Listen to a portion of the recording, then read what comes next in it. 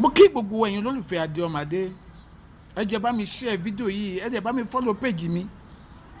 Mo fẹ́ fi àṣírí ńlá kan, mo fẹ́ fi léde, mo fẹ́ tú àṣírí kan. Ẹ wo dọ́kúmẹ̀ntì tí ẹ ń wò lójú ìwòran mi yìí. Ìkan nínú àwọn mẹ́mbà Sopadec òun ló kọ lẹ́tà yẹn sí igbákejì gómìnà ìpínlẹ̀ Ondo pé wọ́n gbọ́dọ̀ ṣèwádìí owó tó jáde yìí. Àwọn wo ló Sopadec? Ondo state jẹ́ ìkan nínú àwọn oil producing states ní Nàìjíríà. So ó dẹ̀ ní owó kan tó máa allocate sí àwọn agbègbè ibi tí wọ́n ti ń wa epo náà láti fi tún ibẹ̀ ṣe. Mo rántí pé ńgbà yẹn wọ́n máa ń fi fún àwọn ọmọ tó bá wá láti ibẹ̀ ní ẹ̀kọ́ ọ̀fẹ́ nígbà kan láyé ìjọba kan. Nísìnyí ara gómìnà ìpínlẹ̀ Ondo ò yá, kò ráyè wá sí ìpínlẹ̀ Ondo débi tó máa wá sí ọ́fíìsì. Awuyewuye wá jáde pé nígbà tí gómìnà ò sí nílé, ẹ jẹ́ kí igbákejì ẹ̀ kó máa délédé. Àwọn kan ní rárá pé kò jọ́. Eléyìí tó fà á tó jẹ́ pé ààrẹ orílẹ̀-èdè wa gan, bàbá wa Tinubu, wọ́n tún dá sí pé in the absence of the governor constitutionally deputy governor yẹ kó take over. Ṣùgbọ́n àwọn kan ní rárá sẹ́ pé kò jọ́, wọ́n ní kò jọ́. Ṣùgbọ́n owó ń jáde, owó ń ṣe kí ni, owó ń jáde, àdèmọ̀bí tó wó yẹn ń wọ̀, òǹkálùkù wa ń kó eléyìí tó wù ú. Àwọn tájà ń pariwo pé ẹ jẹ́ kí deputy governor máa délé.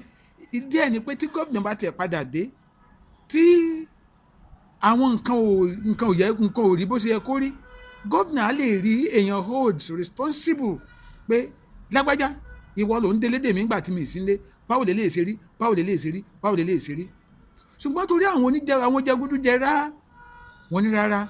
Ókè, ìlú tó ò bá ti ní ẹjọ́, ọkọ̀ tó ò bá ti ní awakọ̀, ṣékìṣe lọkọ̀ yẹn máa ń dànù. Gbogbo ẹ̀yin ọmọ ìpínlẹ̀ Ondo, ẹ̀yin olóyè èèyàn nípínlẹ̀ Ondo, eléyìí ò kì í sọ̀rọ̀ òṣèlú, kì í sọ̀rọ̀ politics, kì í sọ̀rọ̀ political party. Ẹ jẹ́ ká jọ gbé ọ̀rọ̀ yìí yẹ̀ wò. Báwo ni Ondo state ṣe máa wà tí ò ní ní olórí? Ara gómìnà wa ò yá, àmọ́ deputy governor ló yẹ kí ó take over. Àwọn ẹ̀jẹ̀ kó take over. Ẹ wo owó tó jáde ń sìn, kí ni wọ́n fowó yẹn ṣe? Báwo ni wọ́n ṣe máa release owó fún ìyàwó governor tí deputy governor ò ní mọ̀ nípa ẹ̀? So òun kálukú kan sáwọn kó lè tó wù.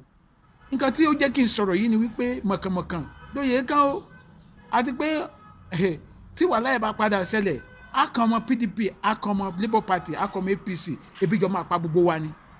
Ó kú dá kí gbogbo wa sòótọ́ ọ̀rọ̀ ń sìn, ká sòótọ́ ọ̀rọ̀ nísìnyìí kó tó di pé ńgbà tí ọba wa kówó yẹn tán, táwa mọ̀ bí tó wọ̀ mọ́, táwa sọ̀rọ̀ máa sọ pé ìjọba lágbájá ò dá, ìjọba tàmàdà ò dá. Ẹ jẹ́ ká sòótọ́ síbi tó tọ́ wa o.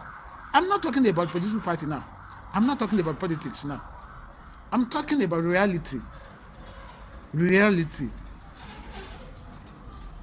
Àbí ṣé nǹkan tó ń ṣẹlẹ̀ yìí sọ bójúmu? Kí ni èrò tiyín? Pápá ẹ̀yin tẹ́ jẹ́ ọmọ ìpínlẹ̀ Ondo, kí ni èrò tiyín lórí nǹkan tó ń ṣẹlẹ̀ lọ́wọ́lọ́wọ́ ní ìpínlẹ̀ Ondo yìí? Ẹ fi ìròyìn hàn ní abẹ́ comment.